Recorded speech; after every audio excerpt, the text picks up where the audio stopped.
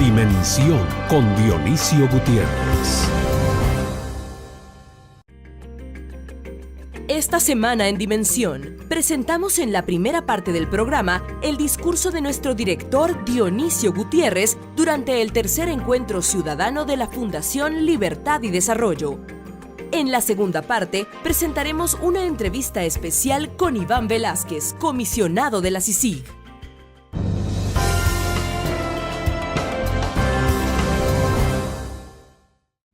Señora Fiscal General, licenciada Telma Aldana, señor comisionado de CICIG, don Iván Velázquez, representantes de instituciones del Estado, amigos de la comunidad internacional, invitados de honor, ciudadanos todos, buenos días.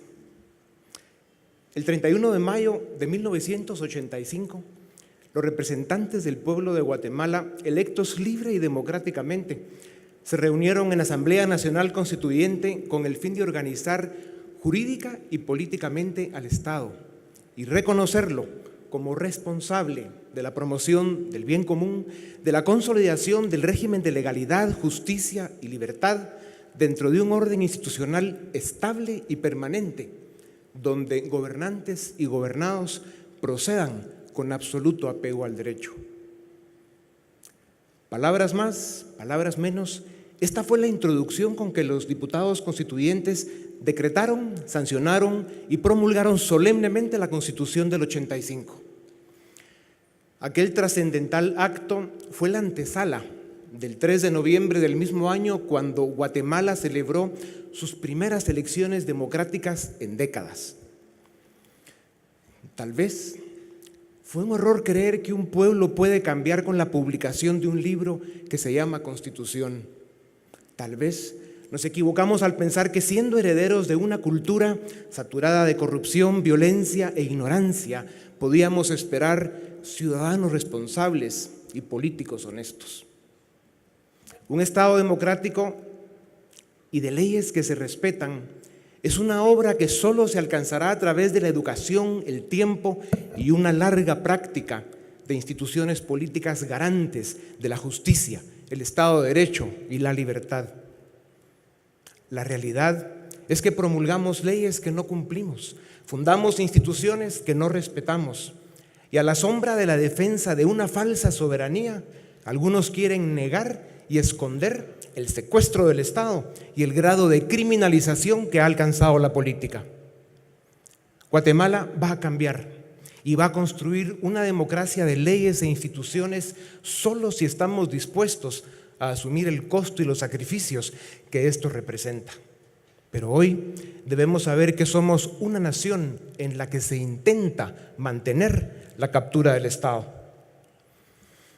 A finales del siglo XIX y principios del siglo XX, como cuenta El sueño de los justos, una aristocracia frívola, egoísta, gobernaba de la mano de generales y obispos a un pueblo embrutecido por la ignorancia y la superstición. La libertad era nula, el orden precario, la justicia selectiva y escasa, y los jueces tan ausentes que las personas no temían a las leyes, sino a la represión de los poderosos y a los temibles sermones de los curas. Aquella era una sociedad cerrada y brutal, simple y primitiva, de unas élites mercantilistas y mezquinas que sobresalían por su intolerancia y despotismo. Aquella era una cultura de soberbia y absolutismo en los caciques y dictadores, y de sumisión y humillación en los débiles. 100 años han pasado y las cosas han cambiado, pero no lo suficiente. Desde la apertura democrática hace 32 años, por lo menos la mitad del tiempo, nos han gobernado grupos políticos formados por delincuentes, de la mano de narcotraficantes y mafiosos en distintos sectores de la sociedad. Gente de mala entraña que, encima de hacerse ricos con lo ajeno, han criminalizado la política y le han convertido en un monstruo con vida propia. De ahí la estadística alarmante de que llevamos varios procesos electorales en los que las campañas son financiadas en más de un 70% por la corrupción y las drogas. Este es el fenómeno que propicia y facilita la captura del Estado. Conocer la historia nos ayuda a entender el presente. En los últimos 100 años hemos tenido 33 presidentes, de los cuales 22 fueron de facto o señalados de fraude electoral, 2 dictadores, 7 juntas militares y un magnicidio. Un promedio menor a los 3 años por grupo en el poder. Lejos, muy lejos de estar construyendo un Estado democrático de derecho, una república en la que se respeten la ley y los derechos del ciudadano, llevamos 100 años diseñando un Estado para la corrupción y la impunidad, para el abuso y el saqueo, para la violencia y la represión, para el cinismo y la vergüenza. Los pocos esfuerzos serios que se han hecho para corregir el rumbo se han estrellado con la ausencia de líderes y estadistas y en la pared de una sociedad muchas veces indiferente e ignorante. A partir de 2015 tenemos una nueva oportunidad por la que los ciudadanos y en especial las élites seremos juzgados con severidad si no sabemos ver y aprovechar este momento estelar en la historia de nuestro país. Hoy tenemos 26 partidos políticos, la mayoría son entes vacíos y oportunistas, varios de ellos copados con diputados tránsfugas y controlados por mercenarios de la política, delincuentes y traquetos. No hemos sido capaces de formar una tecnocracia capaz y permanente para administrar el Estado, ni desarrollar políticas públicas coherentes a las que se pueda dar continuidad para resolver nuestros problemas. La hacienda pública y la mayoría de ministerios y dependencias del gobierno son un nido de corrupción y contrabando. La administración de justicia, desfinanciada y abandonada por el Estado, tiene héroes por excepción cuando deberían ser la regla. Y la policía y el ejército, con serios problemas de criminalidad interna, no han evolucionado para responder a los tiempos que vivimos. Tenemos, en fin, una clase política con escasas excepciones, corrupta y fracasada, incompetente y primitiva, atiborrada de cleptómanos adictos. Su concepción del mundo es la política sin principios, la riqueza sin trabajo y la justicia sin moral. Vivimos un momento de extraordinaria gravedad, ante el cual no puede haber indiferencia o cobardía. A 72 días de la toma de posesión del próximo fiscal general y a 466 de las próximas elecciones generales, la nación guatemalteca se enfrenta a una peligrosa alianza de grupos criminales que pretende asfixiar los importantes logros alcanzados en materia de justicia para mantener el secuestro del Estado.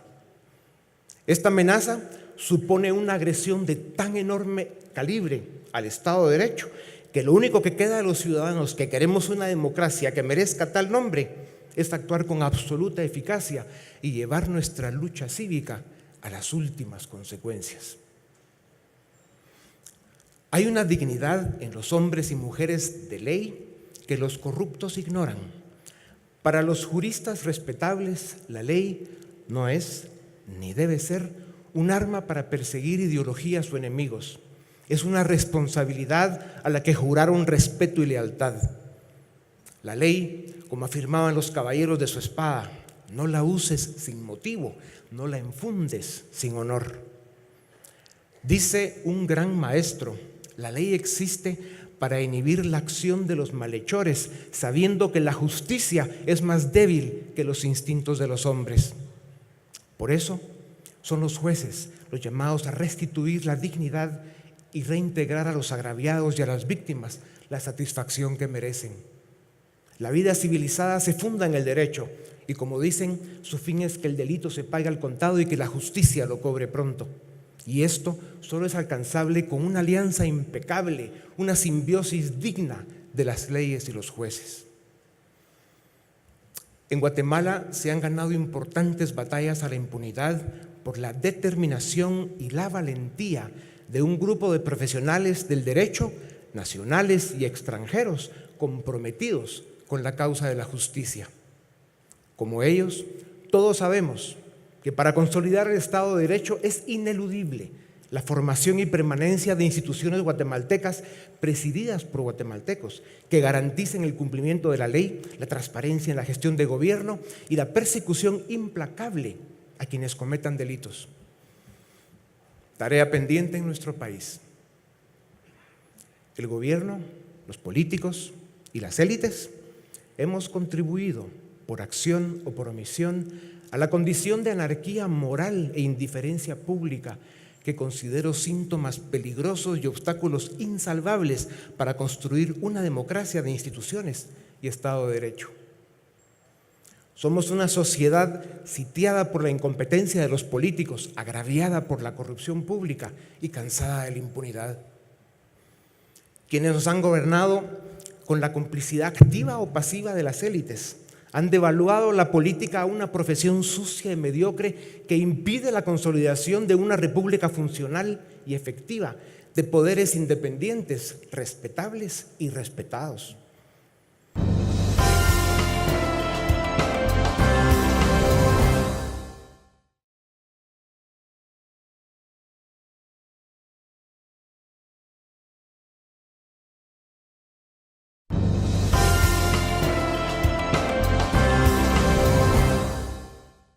Los nacionalismos y el populismo de izquierda o de derecha son doctrinas reaccionarias, antihistóricas y enemigas del progreso, la democracia y la libertad.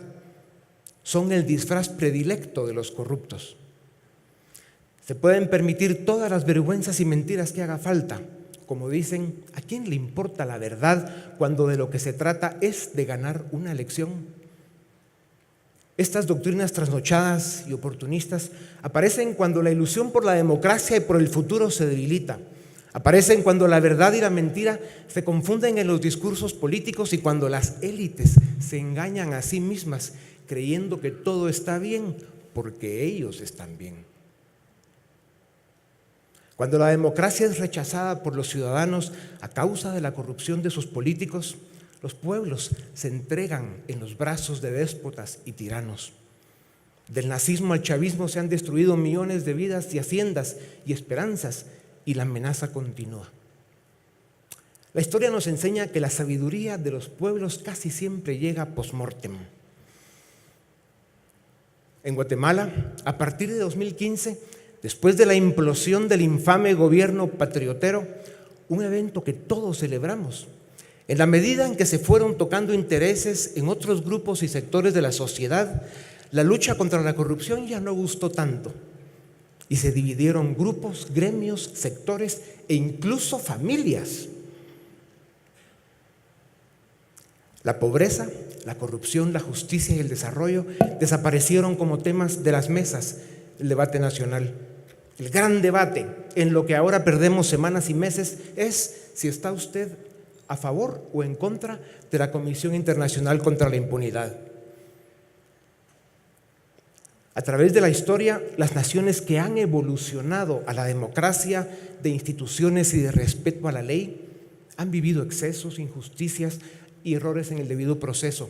Se han visto inocentes pasar por culpables y justos pagar por pecadores. Deseamos que Guatemala sea la excepción, pero sin duda alguna esta guerra la deben ganar el Estado de Derecho, la libertad, la República y el pueblo. Es cierto que la política no debe estar judicializada, pero la justicia no puede ser politizada. Cuando se pusieron las cartas sobre la mesa en 2015, los primeros que cayeron fueron los corruptos de la política que estaban en el gobierno, aquellos que se pintaron de derecha para llegar al poder. Desde el primer día no tuvieron interés alguno en gobernar con transparencia, ideas y proyectos. El plan era saquear sin ninguna timidez al Estado. Para su suerte, al frente del MP, de CICIG y del Juzgado B de mayor riesgo estaban una señora fiscal, un señor comisionado y un señor juez que les puso en su lugar: la cárcel.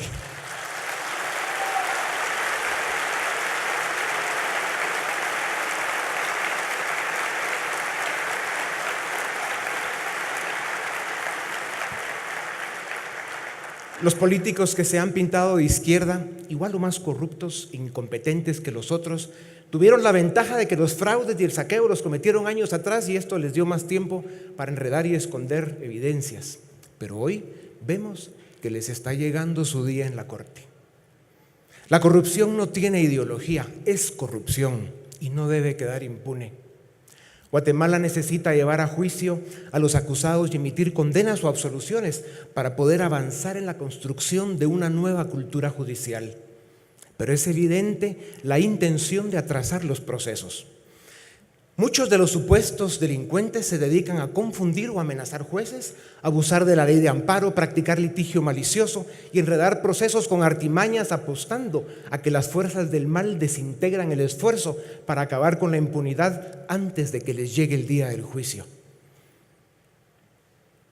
En aquellos días de 2015, cuando nacía un nuevo espíritu cívico en la sociedad, el entusiasmo fue tan grande que hasta CACIF elaboró y publicó su protocolo de ética e integridad empresarial. Creo que la moral demostrada vale más que la moral predicada y creo también que no conviene elaborar códigos éticos deprisa para justificar un momento si no se está dispuesto a practicar con rigor la conducta que decimos profesar.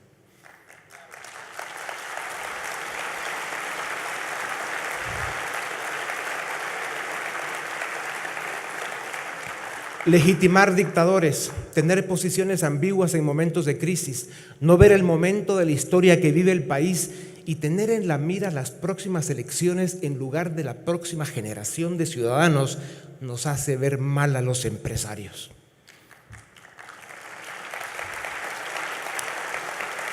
La miopía es tan fuerte que no vemos la mirada de Occidente desarrollado. Ellos no expresan lo que sienten de la élite económica del país, pero piensan que nuestra superficialidad es brutal, nuestro egoísmo evidente y nuestra indiferencia lamentable. ¿Será porque los esfuerzos que hacemos en la vida cívica del país son tímidos, el ruido fuerte y los resultados pobres? Dicho esto, confío en que las instituciones del sector empresarial tomen conciencia de su importancia en el desarrollo integral del país. Su responsabilidad debe ir más allá del negocio. Su compromiso es indispensable en los temas de Estado. La creciente irrelevancia de la política ha degenerado en una pobre oferta electoral y en un riesgo inminente y constante para la democracia. Por eso los gobiernos que tenemos, algunos son golpes de fortuna, como el actual, y lo común es que sean torpes e ignorantes, como el actual.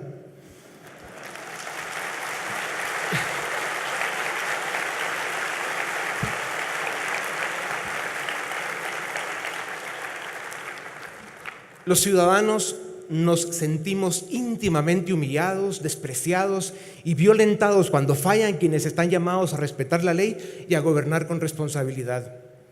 La corrupción provoca el derrumbe moral de la sociedad y la impunidad es la estocada final. Señor presidente, deje de avergonzar a Guatemala. Deje usted de ser el representante de las fuerzas oscuras que no quieren que el país cambie. Sus actos contradicen sus palabras.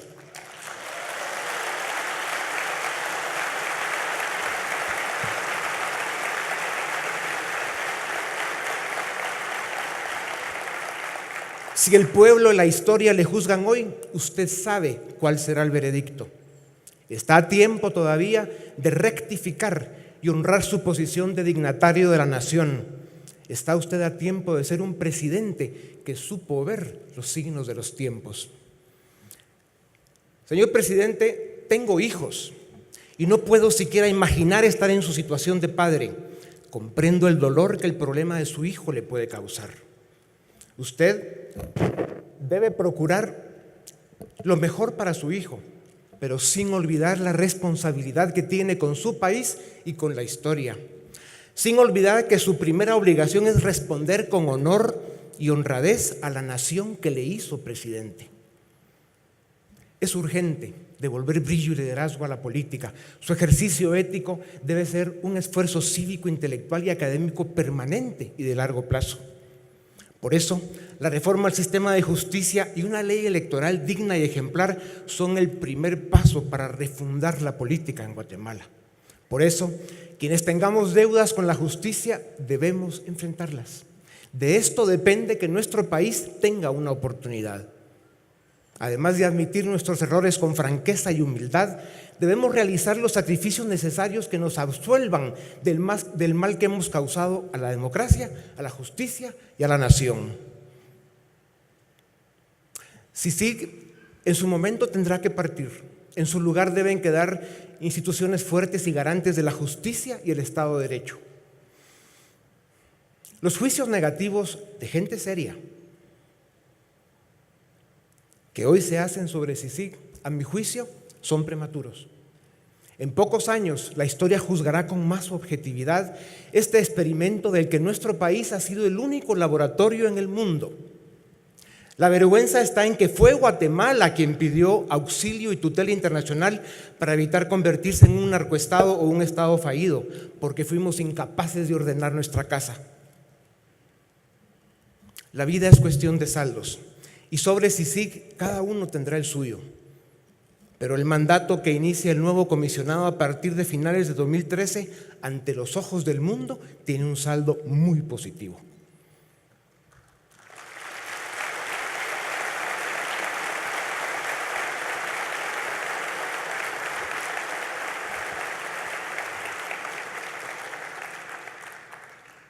Las pasiones políticas de algunos y la ignorancia y apatía de otros se mezclan con el descaro y el cinismo de quienes quieren seguir viviendo en el imperio de la impunidad, y esto pone en peligro la estabilidad y el futuro del Estado. Suficientes desafíos tenemos con vencer la pobreza, la violencia, la desigualdad y los dramas humanos que abundan en nuestro país. Para enfrentarlos, diseñemos un modelo de desarrollo que nos ofrezca rumbo y propósito en políticas públicas para inversión, oportunidades, política social, certeza jurídica, libertad económica, impuestos y decisiones de Estado que abran las puertas del desarrollo. Y para lograrlo es imperativo que terminemos con la ignorancia, el resentimiento, la difamación, el prejuicio, la descalificación y la desconfianza, para aplacar la conflictividad y unificar a la sociedad en el proyecto de nación que sigue pendiente. Queremos empresarios más comprometidos, activistas con un discurso más responsable y constructivo y jóvenes involucrados en la vida política de su país. Queremos una sociedad civil que ayude a subir el nivel del debate público.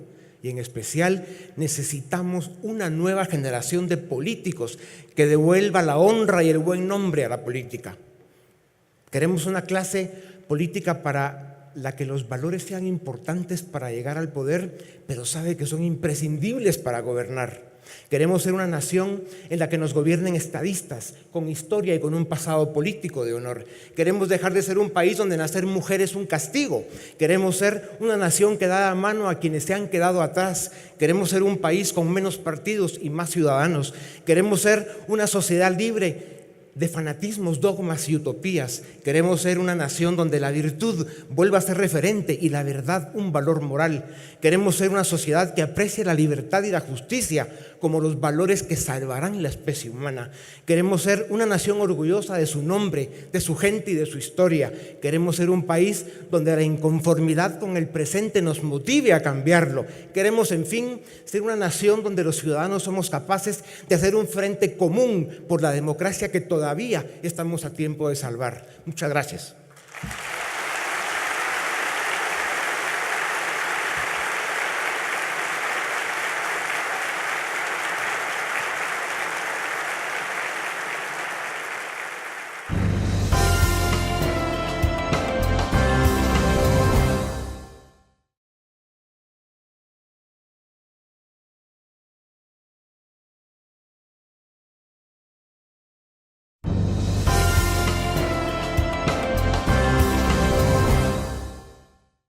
América Latina es una comunidad de hermanos y hoy Colombia nos ha prestado a uno de sus ciudadanos más valientes para acompañarnos en este esfuerzo por rescatar nuestro Estado de las garras de la corrupción y la impunidad.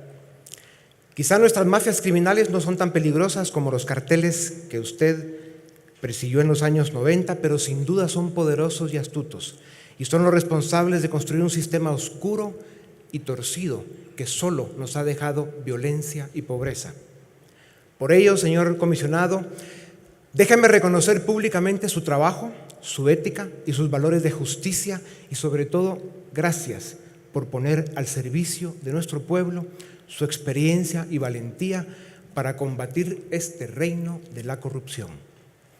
Permítame agradecerle en nombre de los ciudadanos que creemos en la libertad, la democracia y la justicia, su compromiso por dejarnos un mejor país del que usted encontró. Señor comisionado, muchas gracias por darnos unos minutos. Lamentamos mucho que este viaje de emergencia que haya salido como parte de sus responsabilidades en la comisión hayan evitado que pueda acompañarnos presencialmente en nuestro tercer encuentro ciudadano, pero le agradecemos muchísimo este rato para que podamos grabar esta entrevista y pues compartirla con nuestro público. Y entrando directamente a los temas que tenemos, señor comisionado, a partir de 1991, en todos los gobiernos, pero especialmente en los de Serrano, Portillo, Colón, deberíamos decir Torres y Pérez Molina, se dio una simbiosis entre los grupos mafiosos que venían de la dictadura militar y los nuevos grupos de bandidos que iban llegando al poder. Y ahí hicieron una especie de alianza con el paso del tiempo, formaron una compleja organización criminal, células no necesariamente comunicadas entre sí, pero con un claro objetivo: saquear el Estado, poner las instituciones del gobierno a su servicio y consolidar una alianza estratégica con determinados carteles de la droga. Además, este conglomerado criminal fue tomando control mayoritario del financiamiento de los procesos electorales, convirtiendo el ejercicio de la política en un monstruo con vida propia y a nuestra democracia en una combinación de narcodemocracia y Estado capturado. Señor comisionado, ¿está secuestrado el Estado? ¿Es Guatemala un Estado capturado?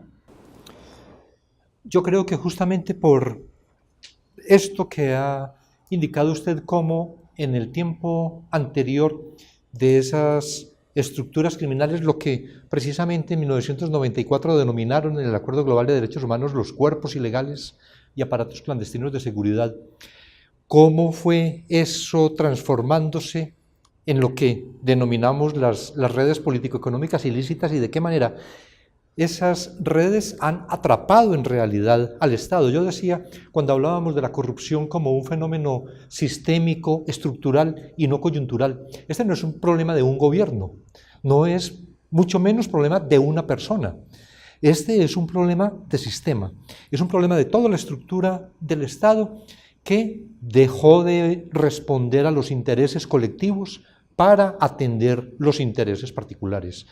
En ese sentido, yo creo que sí existe realmente una captura del Estado. Algo muy grave que hay que corregir.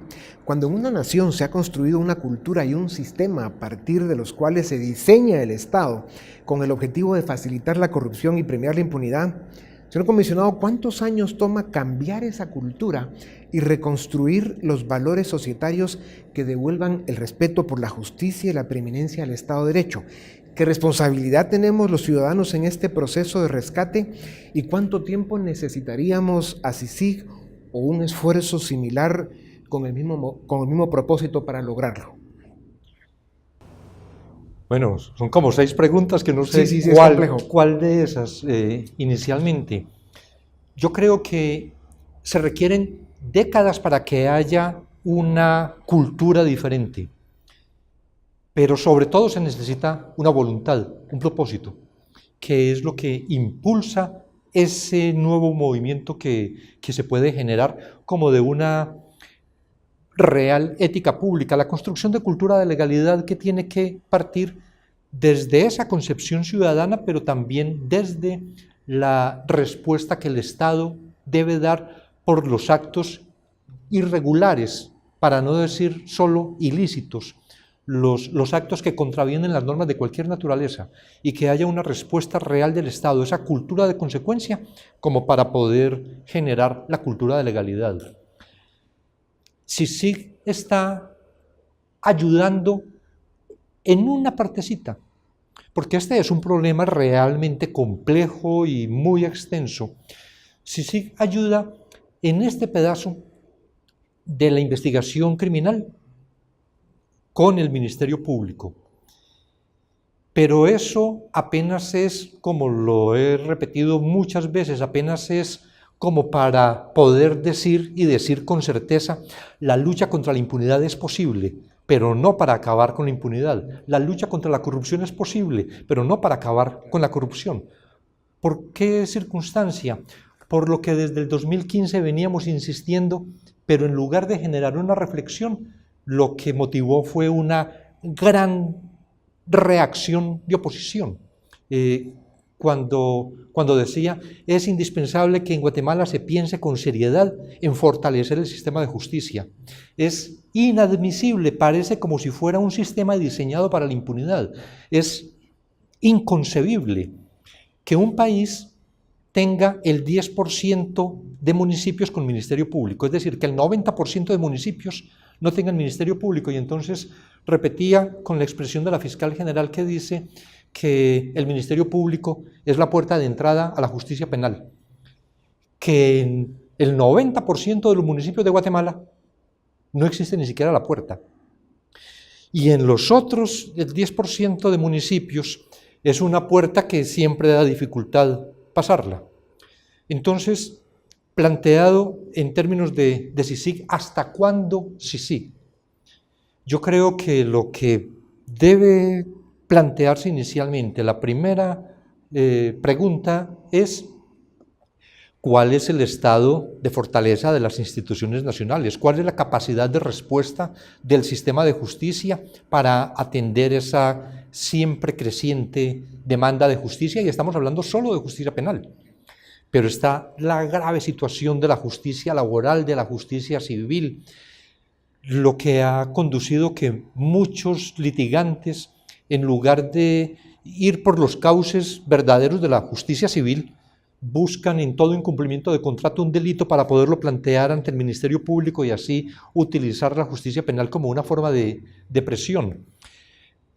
Si se hiciera, y creo que por aquí es donde se debería empezar, si se hiciera una evaluación del sistema de justicia, algo similar a lo que desde la CICIG hemos venido formando por este tiempo del sistema integrado de justicia, poder definir cuáles son las necesidades solo para la respuesta en cuanto a la capacidad.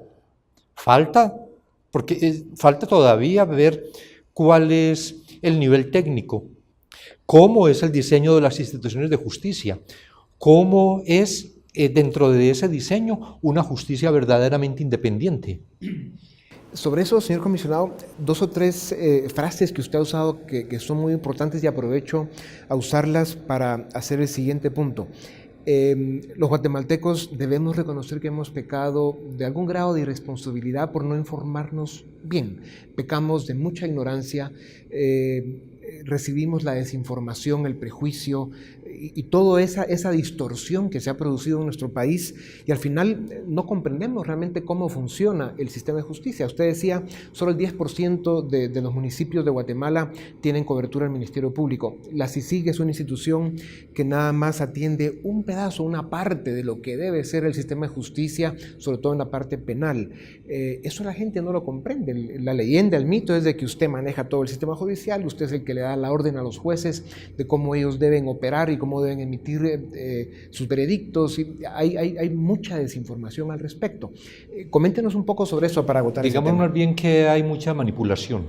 Yo no culparía tanto a los guatemaltecos de la manera como lo plantea usted, sino a los manipuladores. Los manipuladores que miran en todo porque les interesa que dirigir la mirada general hacia allí, como que esto es un tema de persecución política, que esto es una actividad ideológica, la guerra judicial que se hace desde la izquierda contra la derecha. Todo esto que se plantea, yo creo que por la misma circunstancia de deslegitimar, es que se habla de la justicia selectiva o que hay un gran poder que prácticamente aquí nadie es independiente, que todos hacen en el Ministerio Público, en la SAD, en la Corte de Constitucionalidad, en la Corte Suprema, los jueces, el Congreso, que todos atienden las órdenes que se dan desde fuerzas externas, digamos, porque también en esto es lo que se involucra, por ejemplo, de representaciones diplomáticas. Pero lo que pretenden con eso es mostrarse como ajenos a la responsabilidad que se tiene. Confundir y manipular. Señor comisionado, el presidente Morales está expulsando del gobierno a los pocos funcionarios respetables que ofrecían ser parte del cambio que el país necesita. El superintendente de la SAT y el ministro de Gobernación son dos claros ejemplos.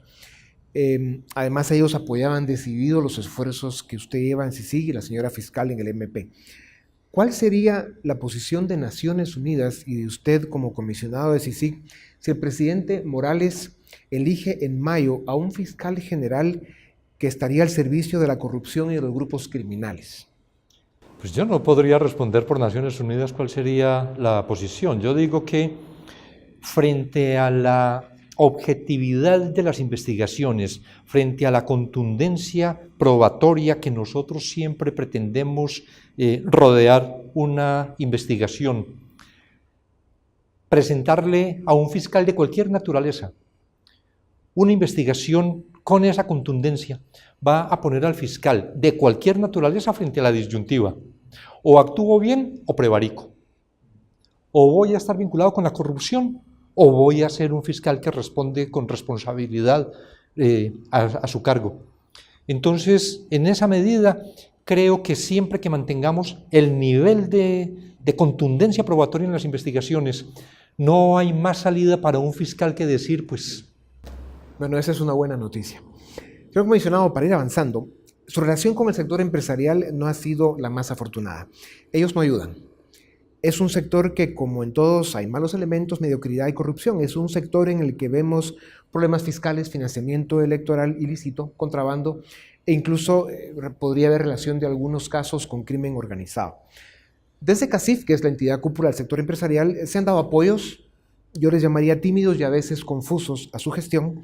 Esto es el resultado de la división interna que existe en el sector empresarial y por el hecho de que las cámaras actúan solo por consenso. Claro, el resultado que esto da es una especie de parálisis y una óptica que no les favorece.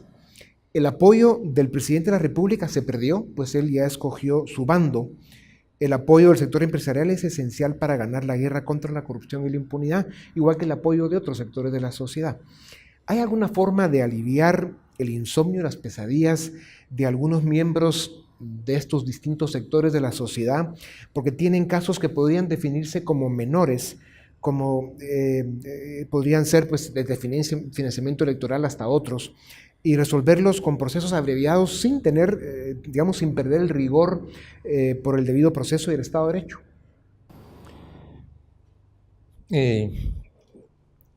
Yo creo, en primer lugar, que el financiamiento electoral no es un caso menor.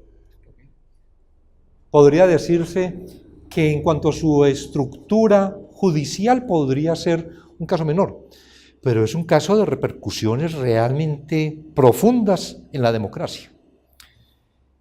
Me parece que algo necesario en el país, que ahorraría mucho tiempo, tal vez relacionado con esto mismo de los insomnios que dice usted, es en la aplicación de aquella máxima bíblica, la verdad os hará libres.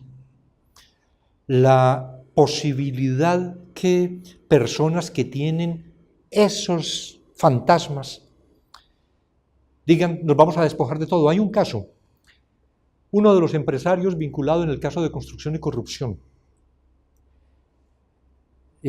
Su abogado al día siguiente, a los 2 días de conocer la orden de captura, vino y nos contó lo que había significado para su cliente la orden de captura. Y dice, por fin me liberé, porque reuní a mi familia y le dije a todos los miembros de mi familia, yo sí hice eso. Y era algo en lo que yo no podía estar tranquilo. pero cuando apareció ya, entonces no tengo más que ocultar. Yo creo que eso, en lo que significaría, porque siempre lo que tenemos que pensar es qué es lo que contribuye a la construcción de país, qué es lo que contribuye a la construcción de democracia. Y para la construcción de democracia, y por eso el tema del financiamiento no es un asunto menor, para la construcción de la democracia, el respetar los principios y valores democráticos yo creo que es indispensable. Y en ese aspecto, el reconocer que se cometieron errores en muchos ámbitos, no solo probablemente en el tema del financiamiento, pero el reconocer que se cometieron errores en muchos ámbitos, y no solo empresarios, sino muchas personas del país, de decir, bueno, vamos a empezar a partir de ahora sin impunidad, y en eso sí hay que tener muy claro. No es que vamos a empezar a partir de ahora borrón y cuenta nueva, porque yo creo que las páginas se pasan cuando se leen.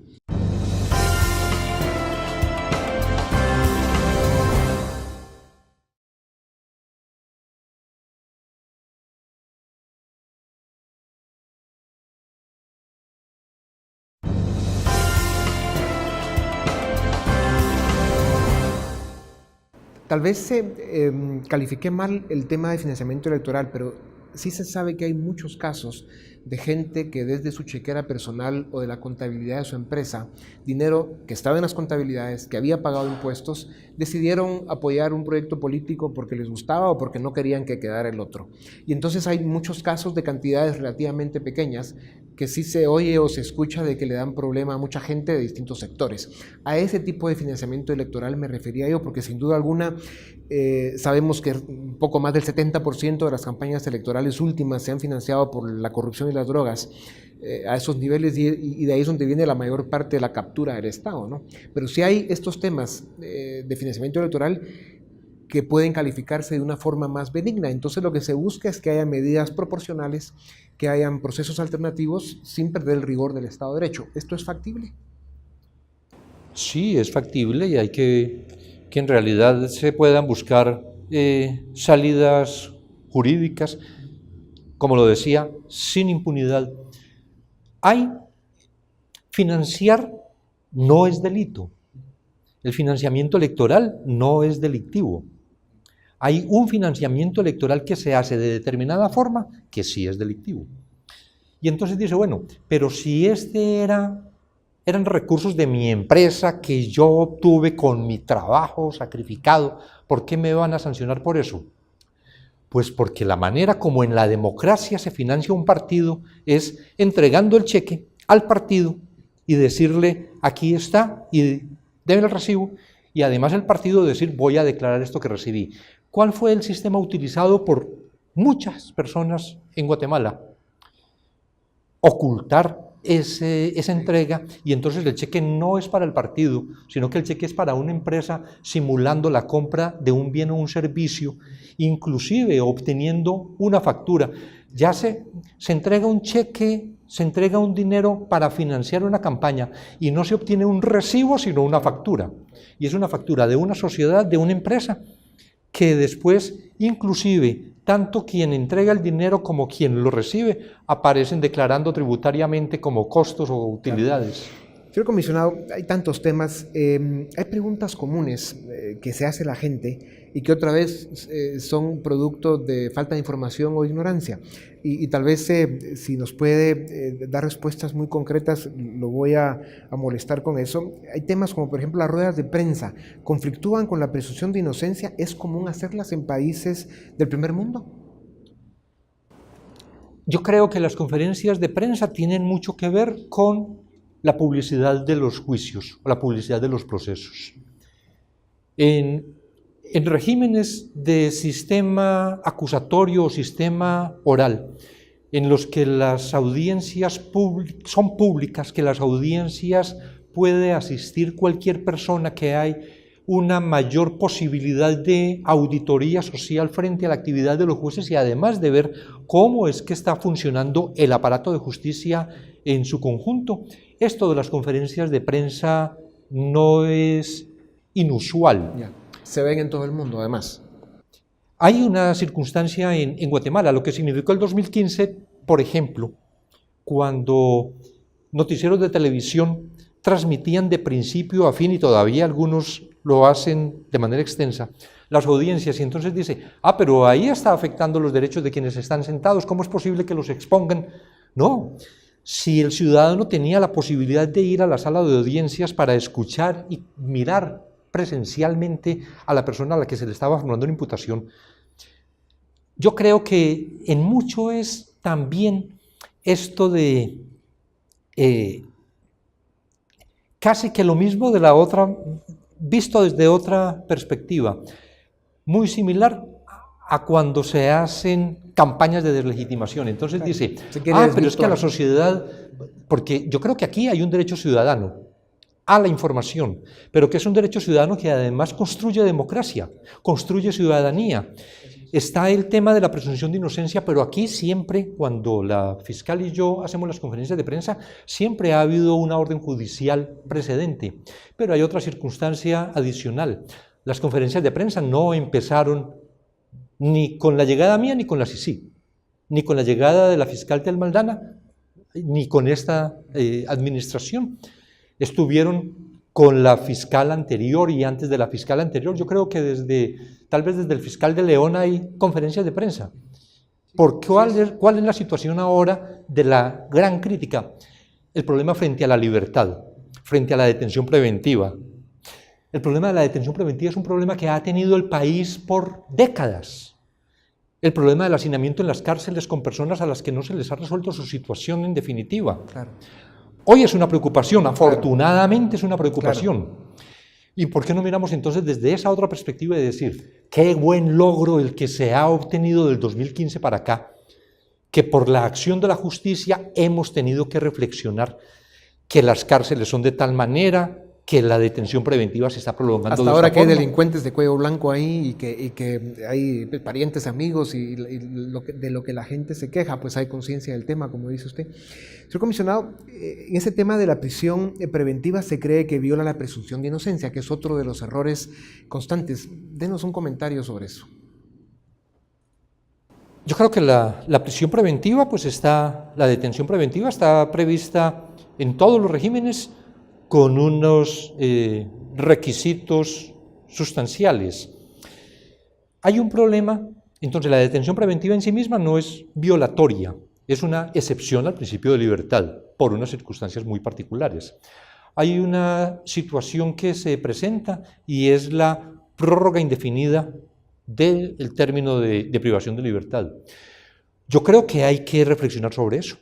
Creo que se necesitan cambios sobre eso, pero son cambios que consulten la realidad y el transcurso del tiempo. Es decir, cuando el año pasado o antepasado se propuso en el país un proyecto que yo creo que no logró pasar al segundo debate, a segunda lectura siquiera, pero se propuso que no habría más prórrogas y entraba en vigencia de manera inmediata.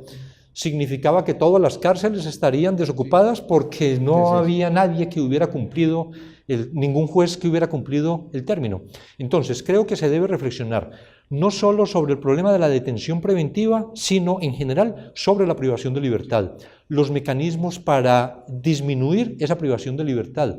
El tema de las medidas sustitutivas de la detención domiciliaria. En realidad la detención domiciliaria no puede ser en el domicilio del Estado de Guatemala, del país de Guatemala.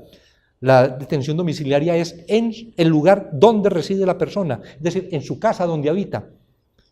Pero la manera como se ha utilizado acá, asimilando el domicilio al concepto del domicilio civil, entonces que puede estar en cualquier lugar del país o del departamento o de la ciudad. Si se precisan conceptos de esos, si se determina, por ejemplo, frente al cumplimiento de una pena, que la pena pueda ser cumplida también en su casa, la prisión domiciliaria, pero con mecanismos que tienen que ser además muy articulados, que tiene que pensarse como un sistema de privación de libertad y de libertad para poder diseñar todos los institutos necesarios. Otro tema que es muy importante, señor comisionado, es por qué no se ha logrado llevar a juicio casos importantes. ¿Quiénes o quién son los responsables de que no se han logrado condenas, que es otro de los temas que se señalan. Incluso llegan a decir que lo que sucede es que no hay evidencias. En todo caso, la responsabilidad no es del Ministerio Público ni de la CICIG. Los términos de investigación, los términos para presentar los alegatos conclusivos, para formular las acusaciones, son términos perentorios y eso sí hay que respetarlos absolutamente. Cuando, vencido el término, no se presenta la acusación, el juez requiere al Ministerio Público, lo emplaza para que en las 24 horas siguientes presente la acusación. Es decir, no depende de una falta de actividad del Ministerio Público. ¿Qué es lo que tal vez el estudio que realizó, que presentó el año pasado Human Rights Watch sobre la justicia, es todas estas trabas en el funcionamiento de la justicia? El problema de la indebida, del litigio malicioso, para llamarlo en general, porque eso tiene que ver no solo con la indebida utilización de los amparos, sino también con mecanismos procesales como el de la recusación, que es un mecanismo válido, o el de la discusión de competencia, que también es un mecanismo válido. Otra cosa es la utilización maliciosa de instrumentos de esa naturaleza. Hay una acumulación también en el organismo judicial que impide que el organismo actúe de manera más pronta. Entonces, hay muchos defectos en el sistema procesal, en el puro procedimiento. Para mí resulta también igualmente inconcebible que cuando la Corte Suprema de Justicia, por ejemplo, declara con lugar un antejuicio, se demore 2 o 3 meses para llegar a la gestión penal y al juez de primera instancia. ¿Cómo es posible que 3 meses solamente para eso? Entonces, que la falta de sentencias condenatorias pueda ser atribuible a la debilidad de los casos, me parece que es absolutamente insostenible. Por el contrario, nosotros, la fiscal y yo, el Ministerio Público, la CICIG, siempre reclama que necesitamos sentencias, porque eso además desahoga. Tenemos muchos compañeros de la CICIG, muchos compañeros del Ministerio Público, de la FESI, que están solo atentos a lo que se encuentra en proceso y no pueden dedicarse a otros casos de investigación. Pero además ha habido en realidad sentencias. El que una juez haya sido oída y vencida en juicio por enriquecimiento ilícito y lavado de dinero, o el hecho de que un presidente del Congreso haya sido condenado en primera y segunda instancia, lo mismo que la juez, por el tráfico de influencias, o el hecho de que un presidente del Banco de Guatemala hubiera aceptado su responsabilidad en el caso de lavado y política para decir que él también traficó influencias en beneficio de un lavador de dinero, el caso de Chico Dólar. Los temas de plazas fantasmas y de muchas personas que se encuentran con sentencia condenatoria en esos casos. En temas de colaboradores eficaces que tienen también sentencia y no con libertad, sino que se encuentran privados de libertad. Entonces, claro, en realidad, si uno hace la revisión, también ha habido sentencias. Uno de los objetivos de este tercer encuentro ciudadano es motivar a la población a que estudie más, que se acerque más a la información, a las razones y las causas de por qué no avanzan los procesos, que recuperemos el concepto y la responsabilidad de lo importante que es la reforma al sistema de justicia y sobre todo que reflexionemos sobre, digamos, esta hipocresía que hay, que en el 2015 todos celebramos la implosión del gobierno patriota, pero cuando se empezaron a tocar intereses en otros grupos y sectores de la sociedad, la corrupción, la lucha contra la corrupción ya no gustó tanto. Y entonces pues hemos vivido este desenlace complicado en el que se ha venido fortaleciendo con las últimas capturas de Colón y la gente de su gobierno, de Valdizón, que está ahora en Miami detenido, del señor el rey del tenis, como le llaman, y otros personajes. O sea, lo que se está viendo es de que este esfuerzo va en serio, de que vamos a ver de verdad el esfuerzo porque adelantemos bastante en el desmantelar todos estos cuerpos corruptos y criminales que hay en el país. Pero dicho eso, como el tiempo se nos ha acabado, señor comisionado, después de que nos deje el país limpio de bandidos y decida partir de Guatemala, ¿en qué geografía lo podremos ubicar y a qué piensa dedicar después decidir los siguientes años de su vida, porque va a ser muy interesante escuchar eso. Yo espero que estaré en Bogotá con mis hijos y mis nietos, seguramente dedicado a alguna actividad académica o de investigación no judicial, pero sí de problemas de Colombia. Creo que me veo en esa actitud. Señor comisionado, muchísimas gracias. Muchas gracias. Esperamos verlo pronto. Muchas gracias.